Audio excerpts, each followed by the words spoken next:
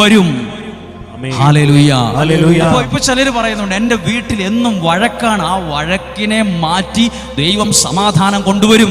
ഞാൻ എവിടെ ചെന്നാലും പരാജയമാണ്, എൻ്റെ ജീവിതം ഒരു ശപിക്കപ്പെട്ട ജന്മമാണ് എൻ്റേത്, ഞാൻ ജനിക്കേണ്ട ആളല്ല. ഇങ്ങനെയൊക്കെ പറയുന്ന ആൾക്കാർ ആ പറച്ചിലൊന്ന് നിർത്തിയിട്ട് ദൈവത്തിൻ്റെ ശക്തിയിൽ ആശ്രയിച്ച് നിങ്ങളുടെ ആ നിരാശയുടെ സ്ഥാനത്ത് ദൈവം പ്രതീക്ഷയെ കൊണ്ടുവരും.